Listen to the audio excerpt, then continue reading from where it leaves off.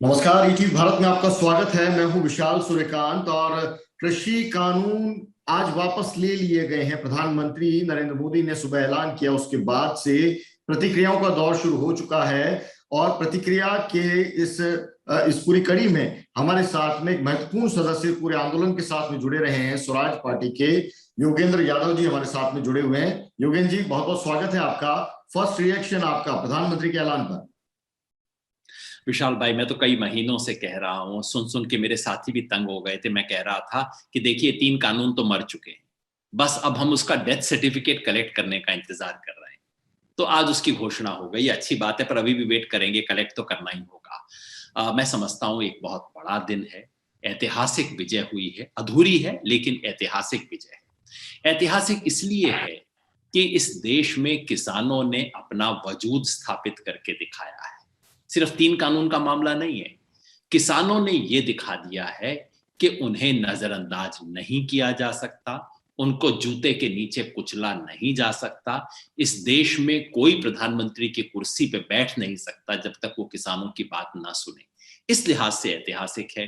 किसानों ने दिखा दिया है कि वो अतीत के नहीं, वो इस देश के भविष्य के भी मालिक है।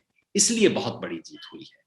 योगेंद्र लेकिन जी, ये आप आंदोलन से भी जुड़े रहे हैं, आप चुनावी राजनीति को भी बखूबी समझते हैं। मेरा सीधा सवाल ये कि क्या ये वाकई किसान आंदोलन, किसान नेताओं की रणनीति का नतीजा है, या फिर ये चुनावी राजनीति की ऐसी मजबूरी है जिसको नजरअंदाज इस वक्त में नहीं किया जा सकता? इन दोनों में अंतर क्या है? किसान आंदोलन ने और रणनीति ने इतना दबाव बनाया कि मोदी जी को, जिनको संविधान समझ नहीं आ रहा था, हमने कहा था असंवैधानिक कानून है, मोदी जी को समझ नहीं आया। हमने कहा कानून कानूनन तौर पे गलत है, उन्हें समझ नहीं आया। हमने कहा किसान का नुकसान होगा, उन्हें परवाह नहीं है। हमने कहा 700 लोग शहीद हो गए हैं, कम से कम इंसानियत के तरीके से देख लो, उनको समझ नहीं आया।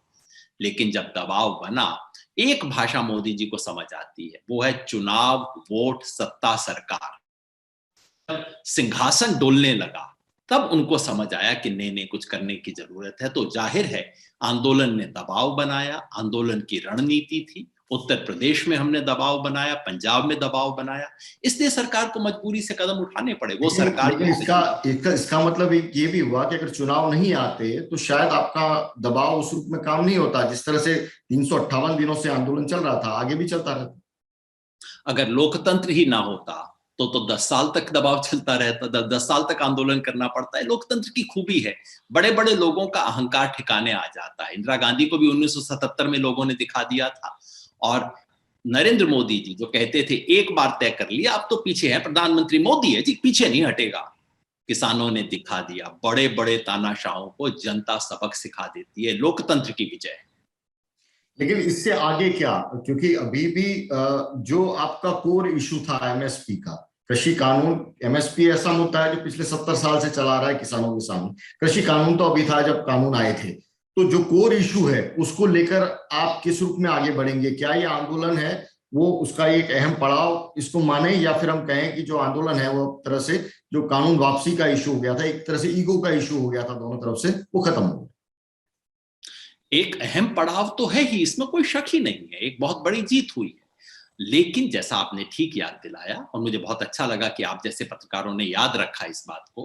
पहले दिन से हमने कहा था कि भाई ये मुसीबत जो हमारे सर पे है, इनको तो हटाओ, लेकिन हमें एक सचमुच की गिफ्ट चाहिए, और वो है किसानों को एमएसपी की कानूनी गारंटी चाहिए, जो खुद मोदी जी ने 2011 में मांगी थी जब वो गुजरात के मुख्यमंत्री थे।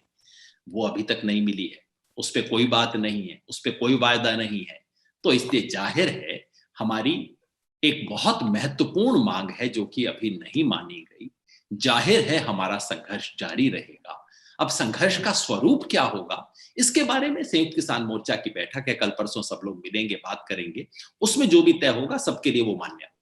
लेकिन प्रधानमंत्री ने बिल वापसी की बात तो कही और साथ में ये भी कहा है कि कमेटी हम बनाएंगे एमएसपी समेत तमाम विषयों पर बात करने के लिए।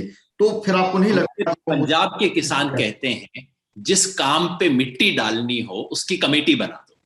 काम पे मिट्टी, तो कमेटियों पे तो देखिए किसी को कोई भरोसा नहीं। अगर कमेटियों से सुलझना होता तो अब तक मामला कई सालों पहले सुलझ गया होता। ये कमेटी की उपयोगिता तभी है जबकि उसका मूल सिद्धांत स्वीकार कर लिए जाए।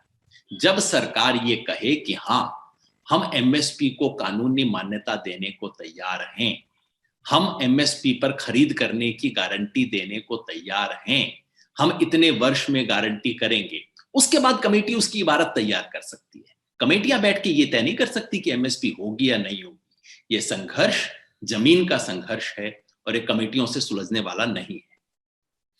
एक तरह से आंदोलन जो चल रहा था, इसको सामाजिक आंदोलन और एक राजनीतिक आंदोलन के रूप में भी देखा जा रहा था सरकार के पर दबाव डालने के लिए।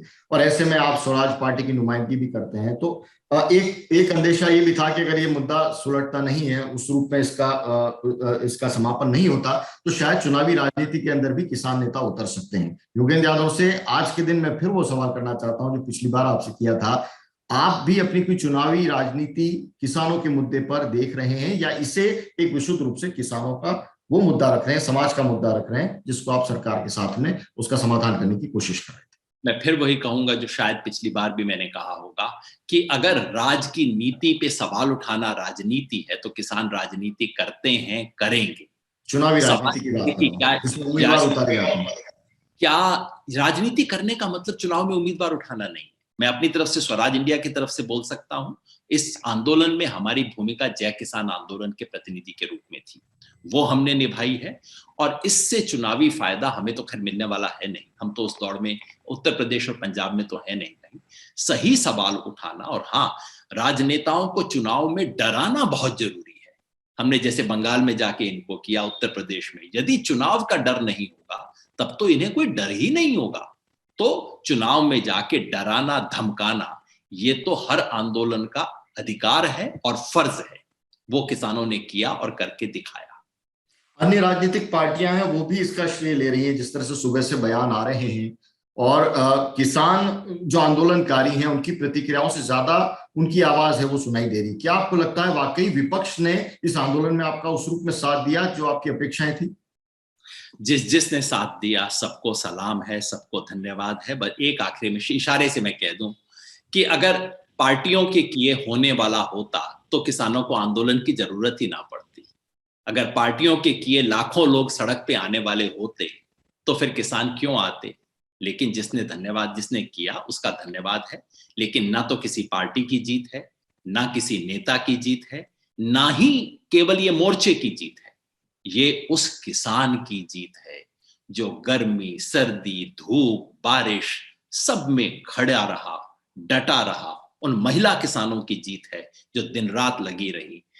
आज गुरुपर्व है और गुरु नानक ने कहा था कीरत करो, यानी कि ईमानदारी की मेहनत से, खून पसीने की मेहनत से कमाई करके खाओ। और कीरत करने वाला सबसे बड़ा कौन व्यक्ति है? किसान। आज कीरत की जीत है, आज गुरु नानक के बोल की जीत है, आज किसान की जीत है। एक आखिरी सवाल, क्योंकि समय वाकई उस रूप में कम है, लेकिन एक आखिरी सवाल ये कि संसद में क्या होगा, आपकी अपेक्षा क्या है जब संसद सत्र होगा? ये 3 कानून तो खारिज होंगे ही होंगे, तीनों को तो लिया जाएगा। मेरी अपेक्षा ये है कि एमएसपी के कानून पर भी सरकार आगे बढ़ेगी, और अगर वो नहीं बढ़ती तो मैं स्पष्ट कहता हूं हमारा संघर्ष जारी रहेगा।